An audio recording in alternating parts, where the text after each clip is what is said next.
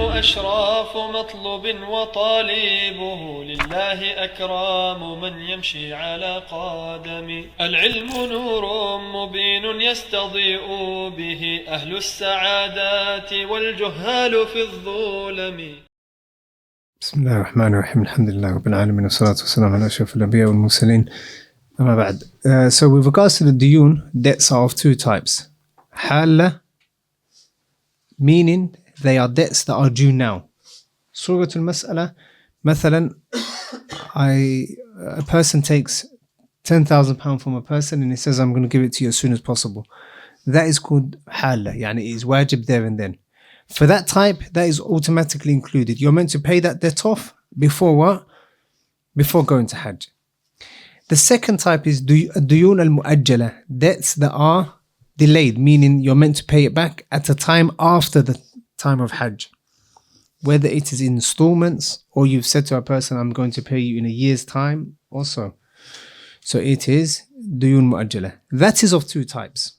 That dain, that type of debt is of two types.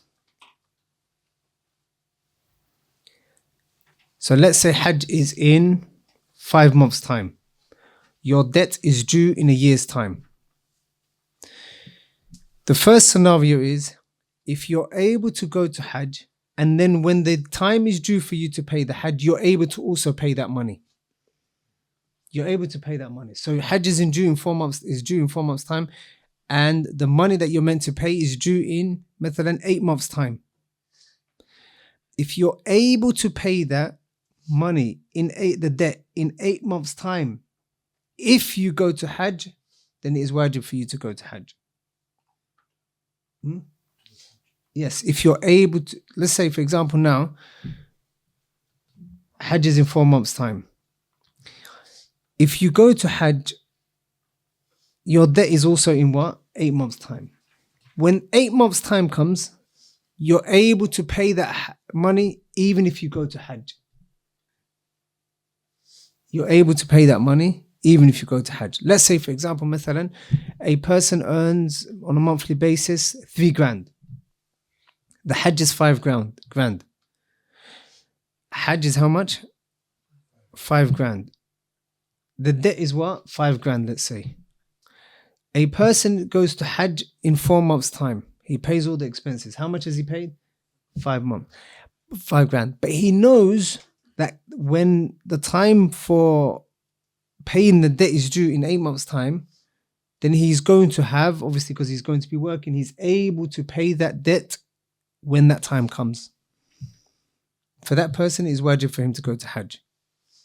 Is that understood? That scenario, that's the first scenario. And you can write it down. إذا كان الأول إذا كان يستطيع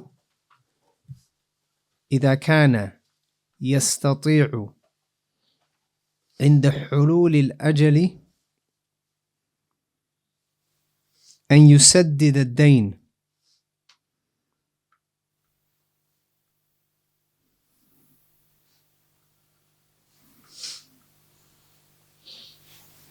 ويذهب إلى الحج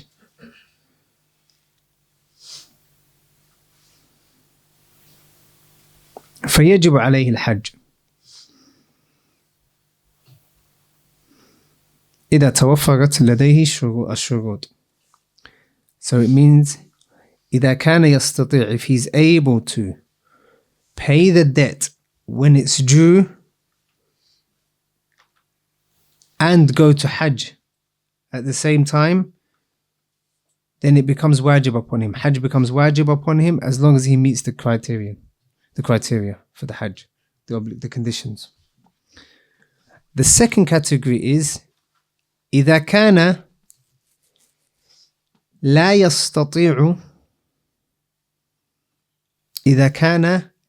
يستطيع أن يفي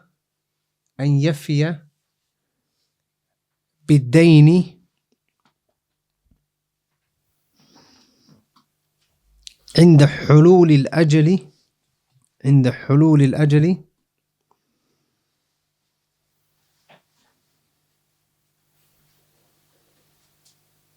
مع ذهابه إلى الحج قبل ذلك، مع ذهابه إلى الحج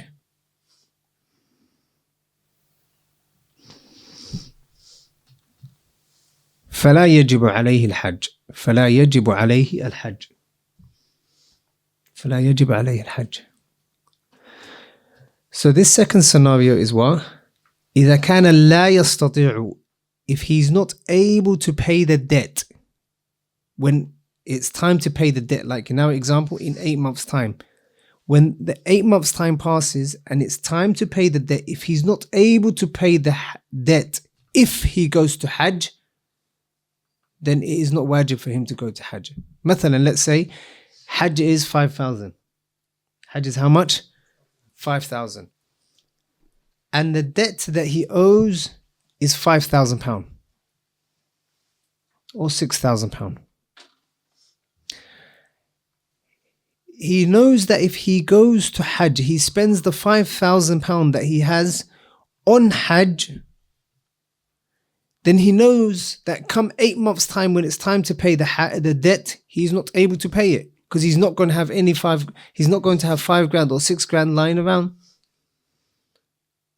So it's either he goes to Hajj with this £5,000 and not have anything to pay at the end of when the debt is due, or not go to Hajj and pay the debt when it is due. What should he do? Pay the debt when it's due. Does he have to go to Hajj? No. Why? Because he is considered as someone who doesn't have the ability. Remember when we said earlier on, بعد قضاء الواجبات, after paying the wajibat, paying a debt off, is that not wajib? So that person is not a qadir, he is not able to perform Hajj. Is that understood? If you have any questions, then write them down, inshallah. Then the Shaykh says, rahimahullah, before we go into that, let's go to another mas'ala, which is, as you know now, in Hajj, if a person wants to go to Hajj and they reside in the kingdom, Saudi Arabia, they can only go to Hajj with a tasrih, with a permit. You know that, right? That nadam, you can only go to Hajj with a permit. And the reason is because if you're a resident in the Mamlaka, you're only allowed to go to Hajj once every 5 years. If you're a normal resident, you can only go to Hajj once every 5 years. There are a few masail that the ulama mentioned with regards to this point. Al-Mas'ala al-Ula, the first mas'ala, what is the ruling on legislating this? What is the ruling on making permits wajib? Is it permissible for the dawla to do this or not? Is it permissible for the dawla to do this or not? For the government to do this or not? You with me, sir? The mas'ala. The mas'ala is it permissible for the government to make it wajib upon the hujjaj to have permits? The answer is yes, it is permissible. Why? Because this is nizam or administration that has been, or organization that has been organized, that has been placed there for the protection of the people. And the Sharia says, La darara wa la dirar, there's no harm and there's no causing of harm. So that rule has been placed there to prevent people from stampede and harming one another and so on. Imagine if every single Muslim in the Mamlaka, and I keep saying the Mamlaka because for outside of the Mamlaka they have different rules. They would allocate a certain number of visas to the people who reside in that land. So you can go to Hajj every year if you're able to. Like in some countries they draw lots. In some countries there's a waiting list, and that waiting list might come once every 10 years, once every 20 years sometimes. طيب. Like let's say the population in Saudi probably about 30,000 or so, or 30 million or so. Imagine if 20 million wanted to go to Hajj. Would that be possible? Hajj can barely contain 3 million people. It can barely accommodate how many? 2.5, 3 million people. Imagine if over 20 million from the Mamlaka itself, and then outside have another 1 million or 2 coming in. Would that be possible? Would anyone be able to perform Hajj? La. Also, this can be considered min al-masalih al-mursala. Masalih al-mursala. The second mas'ala is, if a person meets the requirements for Hajj, he is able to go physically and in terms of his wealth, but he can't get a visa or a permit, whether it's a visa from outside or even a permit from inside, what is the ruling on that person? Is it wajib for him to go to Hajj or not? The ruling is that it's not wajib upon him to go to Hajj. لأنه غير مستطيع. He's not able. He doesn't have the ability.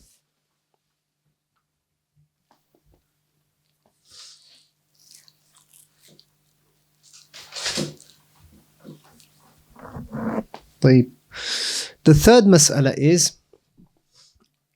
if you're in the mamlaka and you're required to give a pass, or even from outside, if you go to Hajj without a visa or a permit, what is the ruling on your Hajj?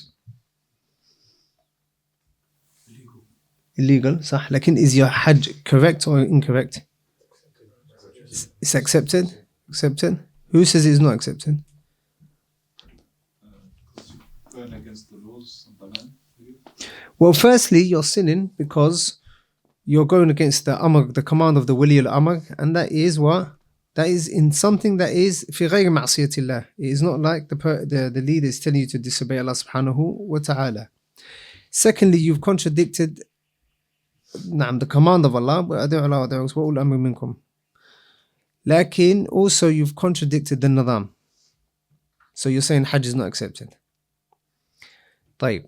There's two different things here. Whether the Hajj is sound and valid, or whether a Hajj is correct or not in terms of the means that the person has taken. So in this sort of scenario, what does the person do first and foremost? For example, a person, sometimes what they do is they reach the checkpoint and they don't want to put their ihram on, their normal ihram, the white garments on, because obviously they don't have a permit. So they go into Mecca with their normal clothing. And then when they get into Mecca, or when they pass the taftish or the checkpoint, they put on their ihram. Firstly, that ruling is haram. Why? Because you've contradicted the nadam. What is wajib upon that person is that they pay a fidya, meaning they pay a kafara, as we shall see, which they feed, they slaughter an animal in Mecca and they feed the poor people of Mecca. We're going to see that, the kafara. Lakin they can carry with the Hajj, and their Hajj inshallah will be accepted. Why? Because this is not a shagdun lis-siha. It is not a condition for your Hajj to be accepted.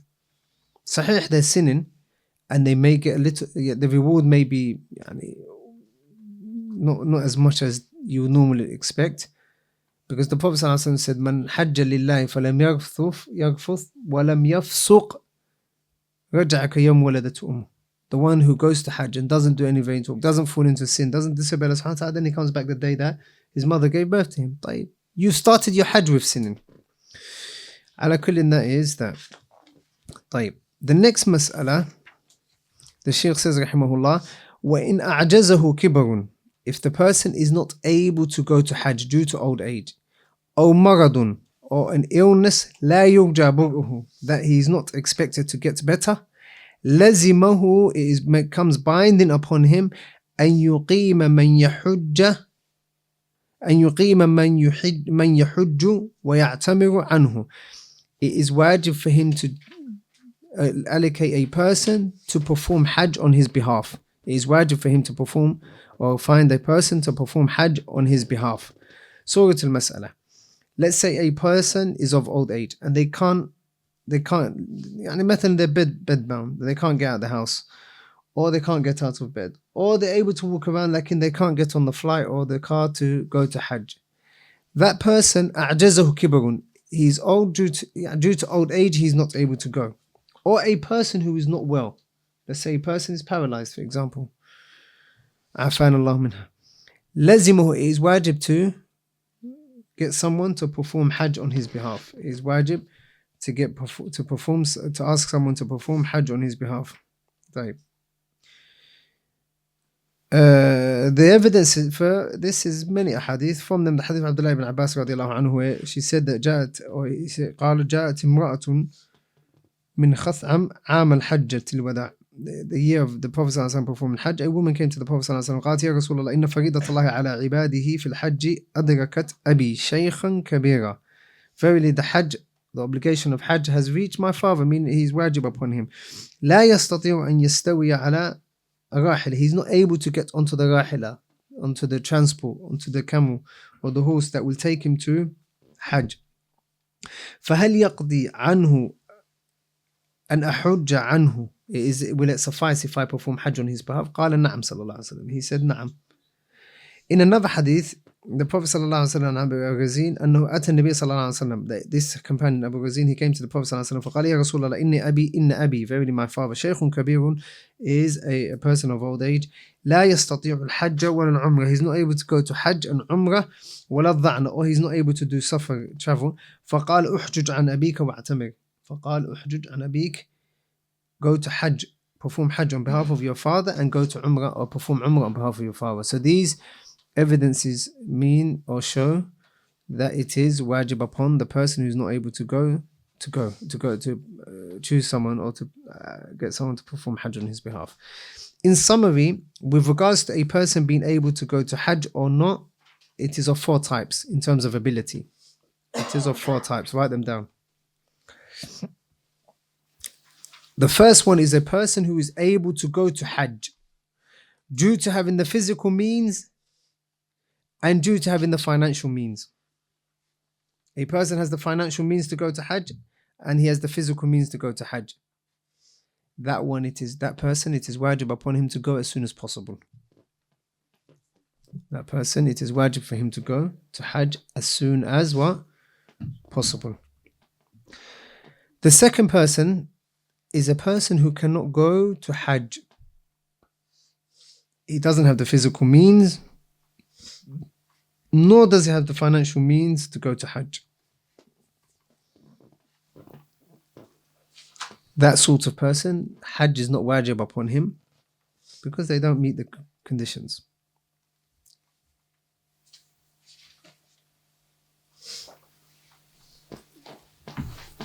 How many do you have so far? The third is a person who's able to go, he has the physical means to go to Hajj. He has the physical means to go to Hajj, lakin he doesn't have the financial means to go to Hajj. He has the physical means to go to Hajj. Physically he's able to go, he's fit, lakin he doesn't have the financial means to go to Hajj. For that person, it is not what? Wajib upon him to go to Hajj. Why? Because he doesn't have the ability, he hasn't met the criterion.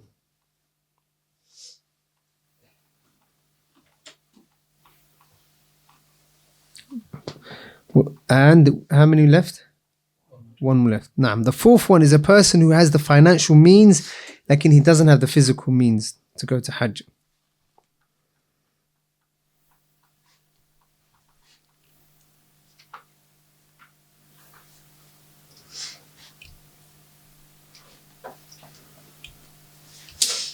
So a person who is physically not well, like he has the financial means. That is of 2 types. And you can sense that from the matan where he says, Maradun la yurja bur'uhu, a person who is not expected to get better. What is the mafhum of that? What is the understanding of that? The one that is expected to get better. So this fourth category is of 2 types. The one who is expected to get better and the one who is not expected to get better.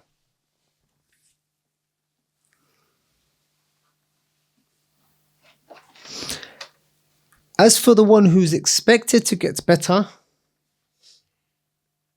then it only becomes wajib upon him when he's physically able to go and he doesn't have to get someone to do it on his behalf.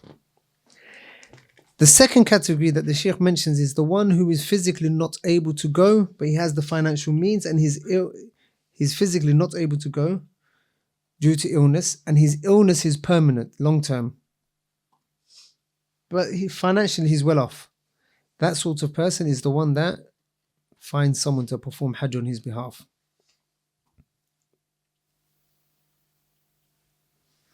So just in summary, how many categories were there? 4. The first, a person is able to go, financially and physically, is wajib upon him to go. The second category, Person doesn't have the financial means, nor does he have the physical means. It is not what? Wajib upon him. The third one has the physical ability but not the financial ability. Is it wajib upon him? No. The fourth category, person has the financial ability like not the physical ability. How many categories? 2. The first, someone who's expected to get better. Do they have to get someone to replace them and do Hajj on their behalf? La. The second type, someone who has a long-term illness, that person has to what? Appoint someone to perform Hajj on his behalf. Then the Shaykh says, rahimahullah, min haythu wajaba. So this is connected to the last bit. Whoever is not able to go to Hajj due to illness or due to old age, then it is wajib for him to choose someone, to get someone to perform Hajj on his behalf. Min haythu wajaba, where from the point of obligation where it became wajib. Surah al-Mas'ala. Let's say a person lives in Mecca. Let's say a person lives in Riyadh and he can't perform Hajj due to illness. He has the financial means.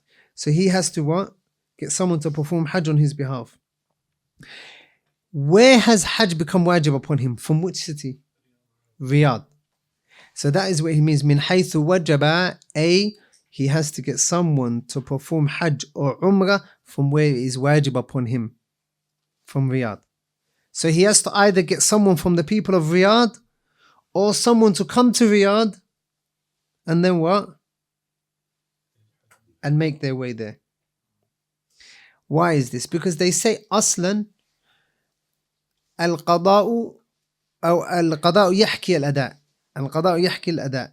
Al-qada', when something has been made, performed, made up, yahki al-ada', it is as if you're doing it there and then. Also, a badal, the thing that you're changing to, takes the same ruling as the mubaddal anhu. Takes the same ruling as the thing that you're changing. Takes the same what? Ruling. Tayammum, for example. If you make tayammum, you're allowed to pray sunnah, sah? If you're able to do tayammum, you're able to read the Quran of Allah subhanahu wa ta'ala, and so on and so forth.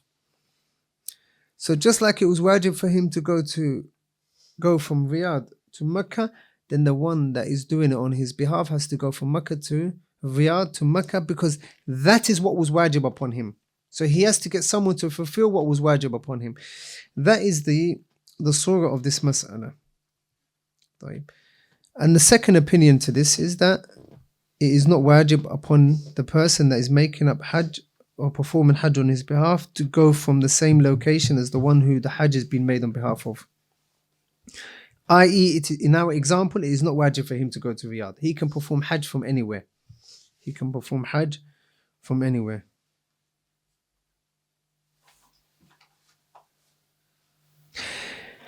And they say the reason for this is because the traveling from Riyadh to Mecca, that wasila is not maqsoodun lidatiha. It is not something that is intended intentionally. It is only a wasila. Like what is required is the Hajj in of itself when you're actually in Mecca and Muzdalifah and Arafah and so on. As for the going, the means, then that is only a what? A means to an end, a means to get to somewhere. Naam. And that is the stronger opinion, Allahu A'lam. Then the Shaykh says, rahimahullah, وَيُجْزِئُ عَنْهُ, and it will suffice him. Yani if Hajj is done on his behalf, and the person goes from the city that he is or the village that he is in, وَيُجْزِئُ عَنْهُ, then it will suffice from him. وَإِنْ عُوفِيَ بَعْدَ الْإِحْرَامِ, even if he becomes well after the ihram. Even if he becomes well after ihram. Surah al-Mas'ala. A person living in London who is not well says to Ahmed, go and perform Hajj on my behalf. Ahmed's going to go from London to where? To Mecca, to go to perform Hajj. And this person has a long-term illness, and Ahmed is asked to go to Hajj on his behalf. Ahmed goes to Hajj. He starts his ihram. in ihram, as we shall see in the next lesson, there are miqat, appointed and fixed times and places that you're meant to do your miqat from.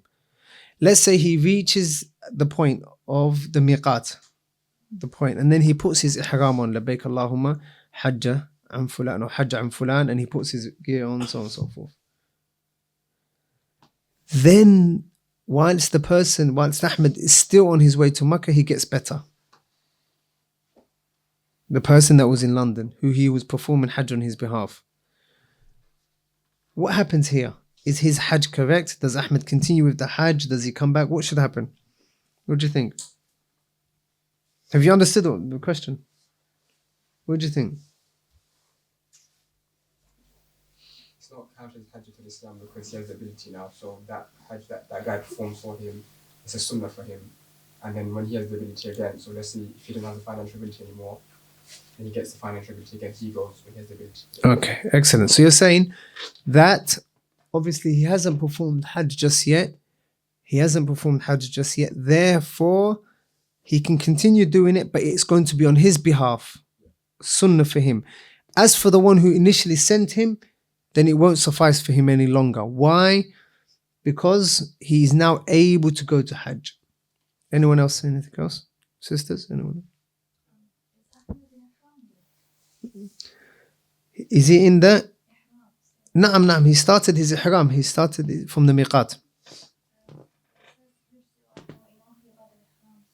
So leave the author for now. Let's say we're going to do our own ijtihad for now.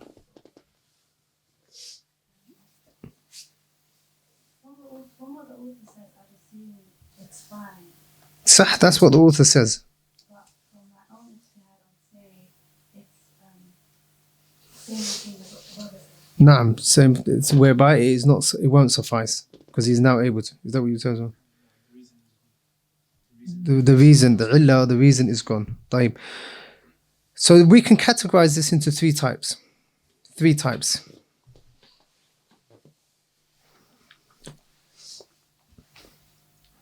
The first is that the person gets better before the ihram is even put on.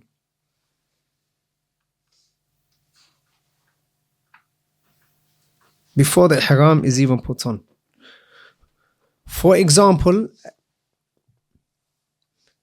Hajj starts on what? On the 8th day of the Hijjah, right? Okay. Let's say a person gets better. Ahmed's already in Mecca now. He's waiting for Hajj. However, on the 7th day, Muhammad, who the Hajj was being done on behalf of, gets better. Muhammad gets better. And it's the 7th day or the 6th day. When does Hajj start? On the 8th day. Has Ahmed put the ihram on yet? If it's the 7th day? No. In that scenario, there's consensus that the Hajj of Ahmed won't suffice for Muhammad. Is that understood? The second scenario,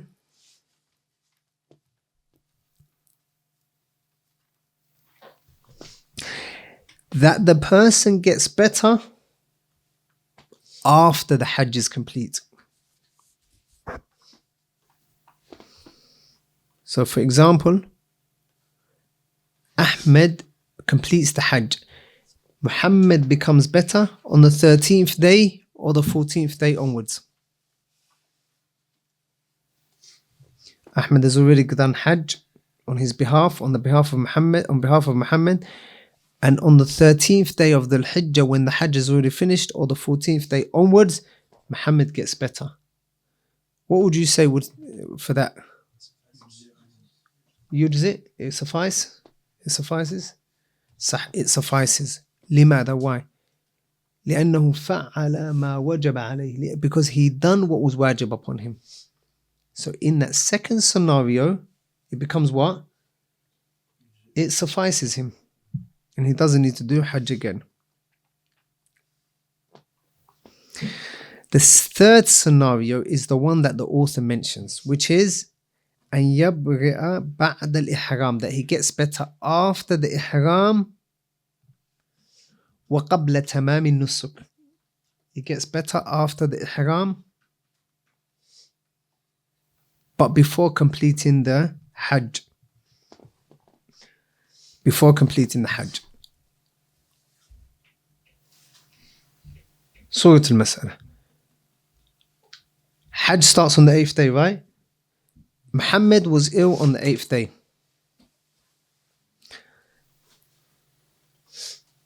And then on the morning of the 9th day, so Ahmed started his Hajj. He started his ihram already. On the morning of the 9th, Muhammad gets better. He's well now. He's no longer ill. The reason for Hajj being done on his behalf is no longer there. On the 9th in the morning, he gets better. Has the ihram started? Yes. Has the ihram ended? Has the nusuk Hajj ended? No. Therefore, what do we do in this surah? That is where the khilaf is. What does the author say? وَيُجْزُ عَنْهُ وَإِنْ عُوفِيَ بَعْدَ الْإِحْرَامِ. The Shaykh says, لا. Even if he gets better on the 9th day, and khalas, even if he gets better on the 10th day, 9th day, whatever it might be, even though the Hajj is not complete, and he gets better whilst the person that was doing Hajj on his behalf gets better, is still doing the Hajj, then that will still suffice. Why? Because he done what was wajib upon him. The second opinion in this mas'ala, is that it won't suffice. That is the opinion of the Hanafiya, the Shafi'iyya, and Shaykh al-Islam ibn Taymiyyah rahimahullah.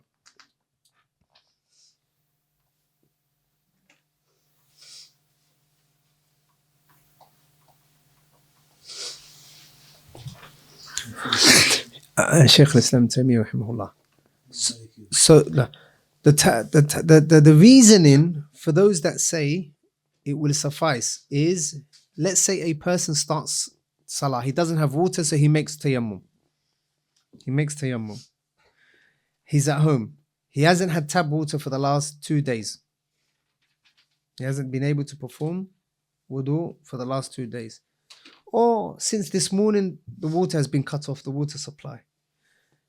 So he does tayammum, and then he says, Allahu Akbar, and he's in salah. He's in what? Salah. And then all of a sudden in salah, in the second rak'ah, he hears the water running in the tap. From the tap running. So he hears the water.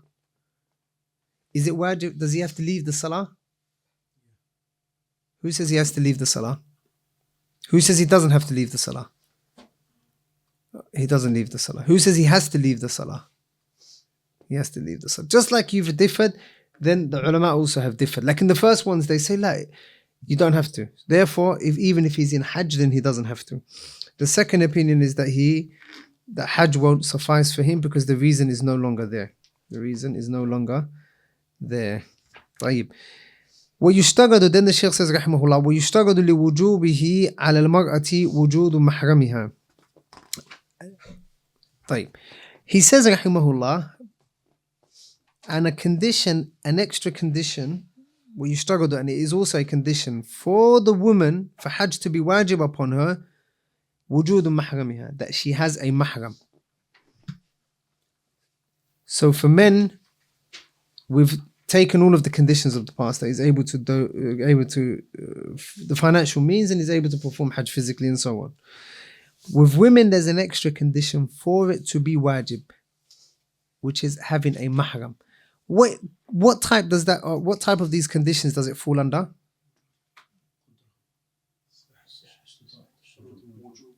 Wujub. Siha, who says siha? Siha. طيب. Anyone else? Siha.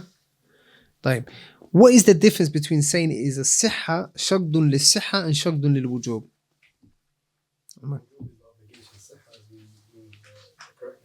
Okay, so you're saying it's a shagdu siha. It is a condition for her Hajj to be correct that she has a mahram. It'll be wajib, okay. So you're saying it's a shagdun lil wujub, is a condition for obligation. Condition for obligation. Naam. It is shagdun lil wujub, meaning it is a condition for her to have a mahram.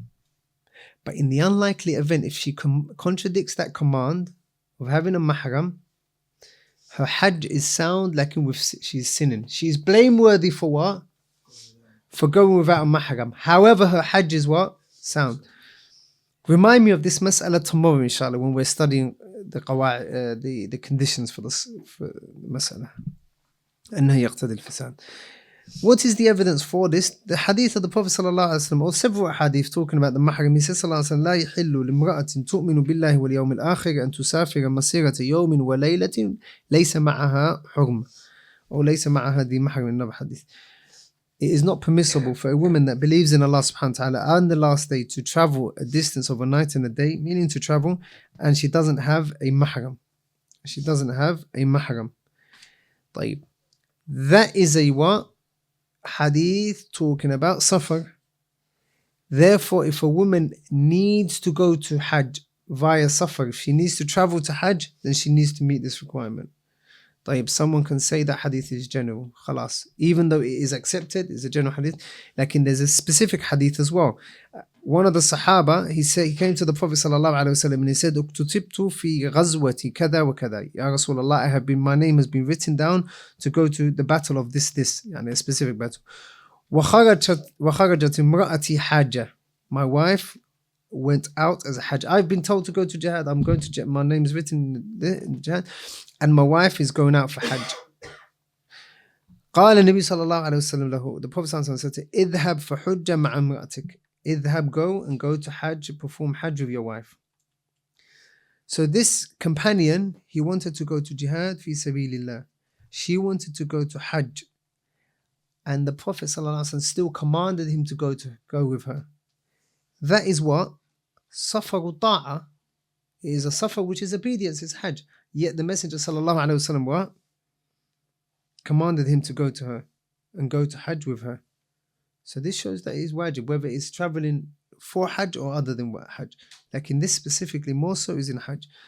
If that is the case, that a woman needs a mahram when traveling for hajj, then another mubah safar would be min bab awla. And the mahram is only there as a protection, as a guide for the woman. Right. So here, sometimes people say in some madhahib that if she goes with trustworthy people. Lakin the hadith disputes this. Because the woman that is going to hajj during the time of the Prophet ﷺ, who is she going hajj with? Fusaq? لا, Sahaba ridwanullah alayhim, afdalun nas, afdalul khalq ba'da al-anbiya, the best of the people after the anbiya. Yet the Prophet ﷺ commanded him to go with her. He did not commanded him to go with her, with his wife. He did not say, la, the people that you're going with, they're trustworthy. There's a group of women and the women are going to be on one side. There's no ikhtilad, the men are trustworthy and so on. So you can go. Also, the Prophet ﷺ, another mas'ala is, the Messenger ﷺ did not ask, hal laha mahram. Oh, he did not ask about the rufqa that she was with, about the company that she was with, the people. He did not say, are they a lot of people? Are they, mathalan, is she with women that are in groups of people and so on and so forth? He just said, sallallahu alaihi wasallam, idhab fahujja ma'a imra'atik. So where the Prophet did not ask, lam yastafsil, he did not ask for details, then that shows al-hukmu ala umumihi, yabqa ala umumihi, it stays general. Then the Shaykh says, rahimahullah, and the mahram is something that a lot of Muslim women sadly totally disregard, as if it is not something that the Prophet ﷺ made wajib. Also, the mahram has been legislated by the Prophet ﷺ. It's not been legislated by Muslim men, meaning the average Muslim man. Rather, it has been legislated by the Messenger ﷺ. So when a woman is complaining about having to have a mahram, she's not having a rant at the average Muslim. She's having a rant and she's disregarding the command of the Prophet ﷺ. Then he says, rahimahullah, he's now going to say who is a mahram for the woman. He says, وَهُوَ زَوْجُهَا, her mahram, the mahram of a woman, is her husband. Or أَوْ مَنْ يَحْرُمُ عَلَيْهِ ما تحرم عليها على التأبيد بسبب بنسب. The second category, the first one is her husband. The second is the person who she is haram to marry على التأبيد. She can never marry him. So a person who she can never marry, that is also her what? على نصب أي قرابة. نصب بنسب أي قرابة. So who comes under this? The father, the grandfather, the brother, whether it's the full brother, the half brother from the mother's side, the half brother from the sister's side, or from the father's side. Half brother from the mother's side, half brother from the father's side, or the full brother. The son, وإن نزل, the son, your grandson, or the woman's grandson, the uncle, his children, his sons, the uncle, whether it's her khal, her uncle from her mother's side, paternal or maternal, or her nephews, مثلا her brother's son, or her sister's son. So the mahram is different to the wali, don't get confused. The mahram is different to the wali. The wali can only be from the male side. The wali can only be mother, father, grandfather, son, brother, and so on. طيب. نعم. Then the Shaykh says رحمه الله أو بسبب مباح, or a reason that is mubah,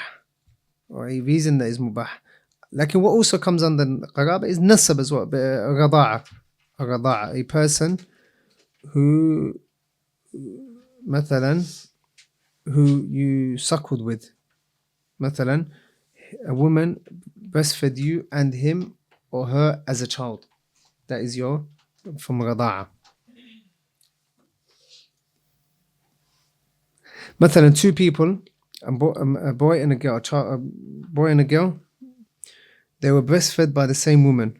They become what? Brother and sister. They become brother and sister. Obviously, he's not allowed to marry her anymore. So that is from Rada'. So they go back to the same 7 that we just mentioned. Or it could also be bil musahara, by way of nikah, by way of zawaj.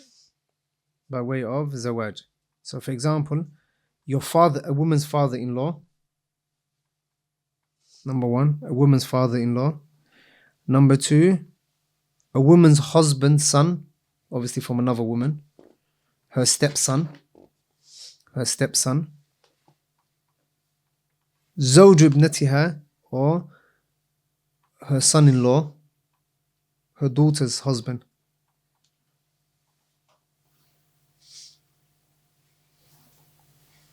How many? Stepfather, father-in-law, stepson, and son-in-law. These ones are haram just by the aqd. As long as the contract is done, then it is haram. Is that understood? لا على تأبيد, but as soon as the contract is done, the nikah is done, whether the marriage has been consummated or not. The nikah has been done على طول. يحرم from هذا point. It is haram from that point. Yeah? I'm coming to that. That's a stage. طيب. The fourth category that becomes haram by marriage, zawju al-um. The woman's stepfather.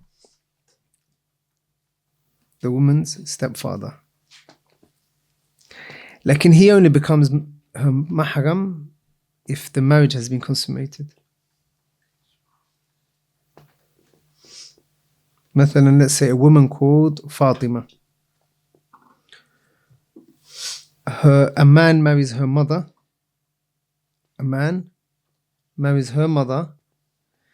But only by contract.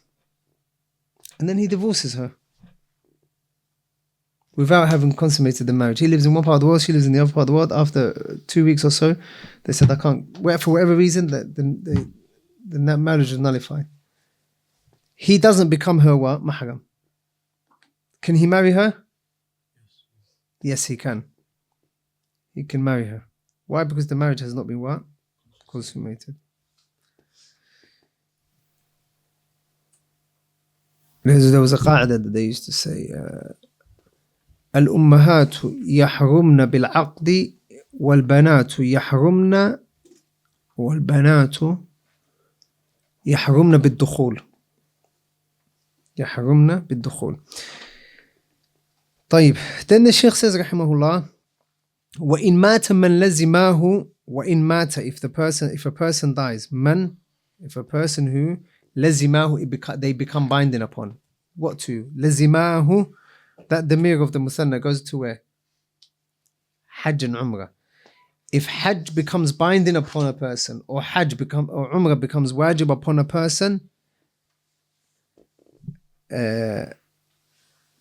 طبعا, you know where it says وإن مات من لزمه ولم يحج أو يعتمر. You can add ولم يحج أو يعتمر. Why? Because that explains it. If he dies and they're wajib upon him and he hasn't performed them, goes without saying. أخرج من تركته, then they take it out of his tarika, what is wajib upon him. They take it out of his afwan, they take it out from his inheritance. They take it out from the inheritance.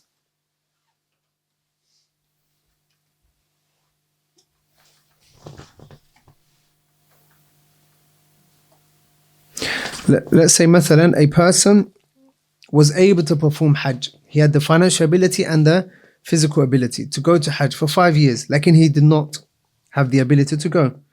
Then it becomes wajib to perform Hajj on his behalf.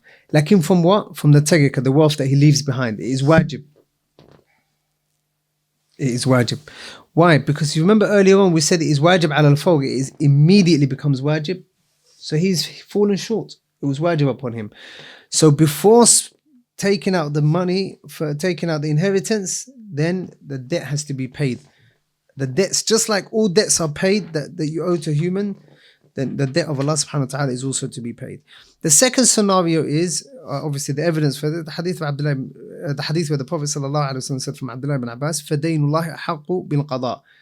When a person asked the Prophet sallallahu alaihi wasallam that there was Hajj wajib upon my mother, do I need to perform it? He said, sallallahu alaihi wasallam, فَدَيْنُ اللَّهِ أَحَقُّ بِالْقَضَاءِ. The debt of Allah is more befitting or worthy of being paid. Right. That is one. The second scenario is if a person did not go to Hajj or Umrah, but he was not able to go. For that type, is it wajib to perform Hajj on his behalf? No. Why? Because it wasn't wajib upon him. طيب, Allahu A'lam. We'll stop there, inshallah. We'll resume next week. You know, for the one matter, when لزمه ولم يحج. Let's say, for example, that this person was alive 5 years before they passed away, and they were able to do it for those 5 years with full ability, but they were choosing not to go. You know, for the pillars of Islam, for general, for someone's zakah, for example, take them out of Islam. Or like someone that was doing something like that. Would you apply it? La. The government apply stuff like that? Meaning become a kafir for not going Hajj? Do they establish anything on people and force them to go? La. Nothing. Nothing. The person, if he doesn't go to Hajj, then he's blameworthy himself. No. The person was saving up for Hajj.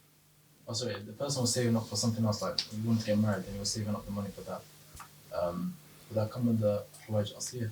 Ahsant. That was a mas'ala that I had written down and I forgot to mention it. If a person needs to get married,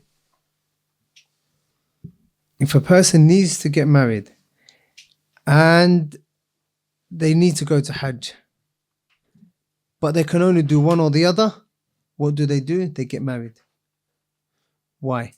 Because nikah comes under al-hawa'ij al-asliya, the basic needs of a human. So therefore they need to get married, and then Hajj does not become wajib upon them. So nikah is to be given precedence if a person is not able to do both at the same time, simply because nikah is considered from al-Hawa'ij al-Asliyah. That's the benefits of Q&A. I forgot to mention that masala when we were on Hawa'ij Asliyah. It's written down. Fadal akhi. You see where the author mentions like if a slave is freed on like Arafah, so is that and then the obligation is fulfilled. Is that a person where they entered, like they got to the miqat and then they entered ihram, and so at that point it wasn't wajib upon them, and then when they got to Arafah, it became wajib? Or is it a person whereby, let's say you're just on Arafah for whatever reason, and then you become baligh, then that suffices? Does that make sense? Yeah, that is a good question. When the Shaykh says, rahimahullah, with regards to the slave, if he reaches the day of Arafah,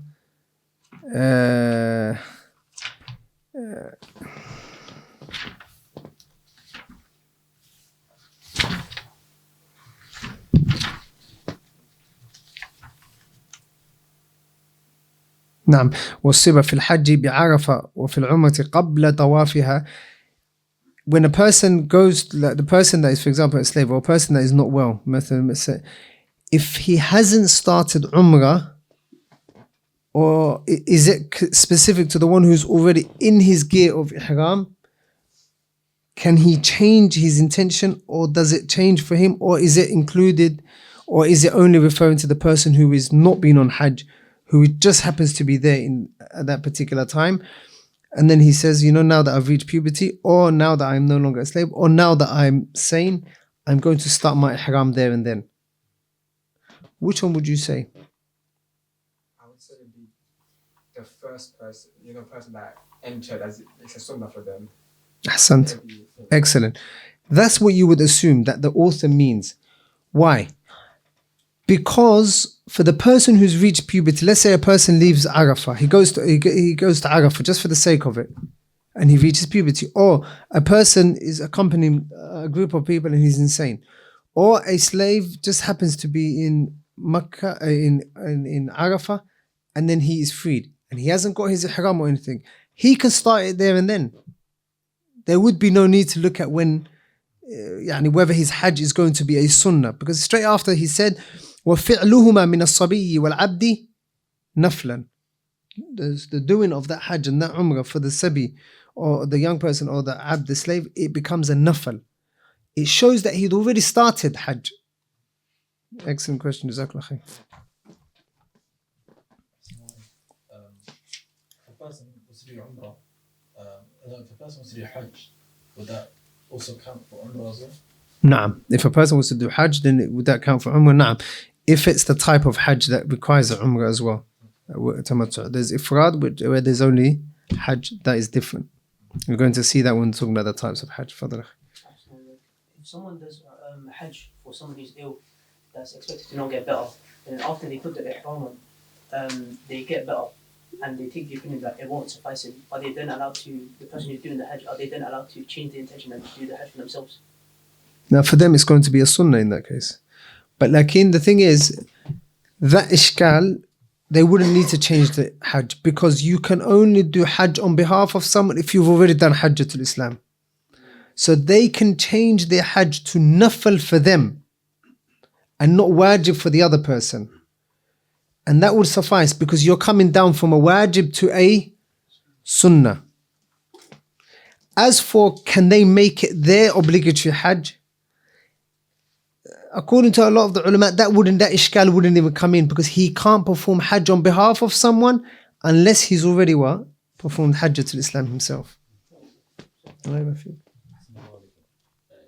he becomes reaches age of puberty or becomes sane, and he then starts his Hajj, Arafat, does he have to go back to the miqat first?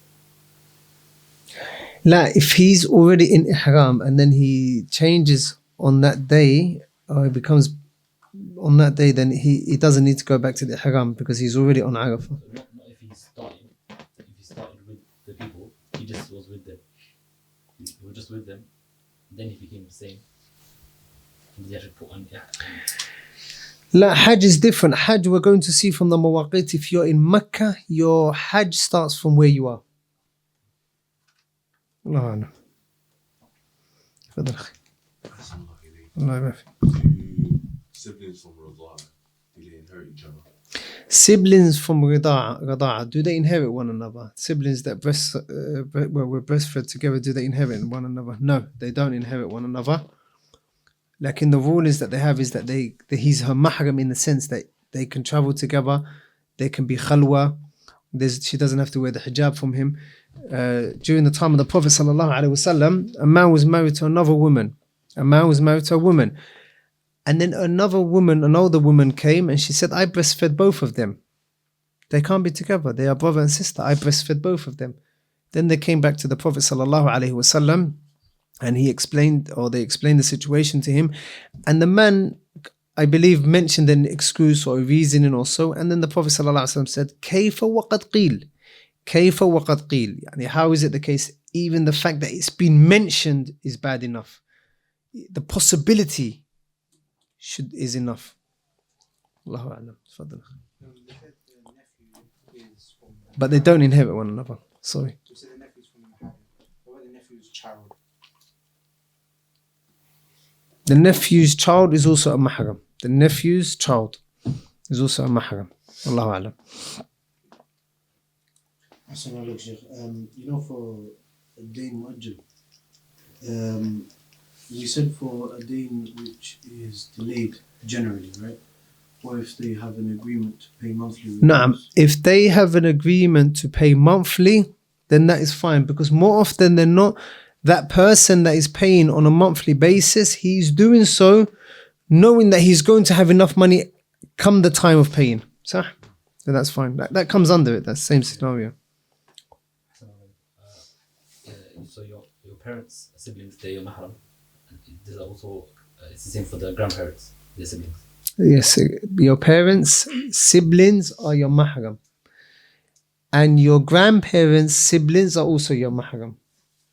The further you go.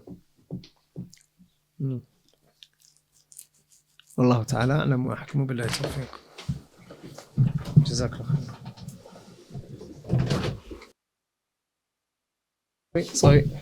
Sisters, any questions?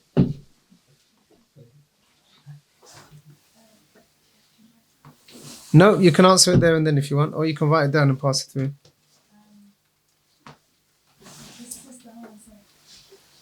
You can write it if you want, or you can ask. This is asking what happens if the woman has the financial means but the husband doesn't? So the sister said, what if the wife has the financial means to go?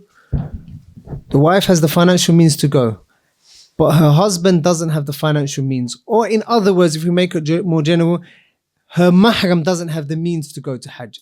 That's the question, right? Then that means she doesn't have to go to Hajj. It's not wajib upon her. Because that condition of istita'a, it falls onto her. She hasn't fulfilled the condition of istita'a ability. Barakallahu feek. If, for example, someone wants to help their parents go to Hajj, so they're saving for that instead of saving for themselves to go, they've not done the Hajj of Islam. What's the ruling on that? So the sister said, what if a person is saving money for their parents to go to Hajj, but they haven't themselves gone to Hajj? Allahu A'lam. Allah knows best. Meaning, what is the ruling? Is it permissible for them to even do that? Allahu A'lam. And I went to the question about mahram. is it upon the husband to pay for the woman's Hajj. Hajj? It's not wajib for him to pay for the woman's Hajj. Wallahu A'lam. Because that doesn't come under nafaqa al-asliya. Of course. And if he does Hajj on her, if he pays for her to go to Hajj, of course. When had a rajul? They said to Sheikh Fawzan, Allah yahfadhu, Allah yahfadhu. They asked him a question. You find it online. The question was, what if a woman wants to pay for her husband to get married a second time? Is she sinning, or is that is that okay or so on, something like that. And he said, Allah yahfadhu, Allah yahfadhu. He said, هذه عجيبة, وين توجد هذه المرأة? Stranger, where is this مرأة? So نعم, the husband paying for it on her behalf is كويس كذا, ما شاء الله. Assalamu alaikum, Sheikh. You know, for the woman, does hayd affect the Hajj? Is it similar to Umrah, same thing? We're going to come to that. Hajj? Yeah. Oh, we're going to come to that. What they should do when they go to Hajj, yani? Yeah. If they get their hayd in Hajj, we're going to see that, inshallah. They carry on. بنت عائشة رضي الله عنها, she does افعلي ما يفعله الحج غير أن لا تطوفي بالبيت. Do everything the Hajj does except for don't do tawaf around the house. والله تعالى أعلم وأحكم بالله توفيق. وقل رب زدني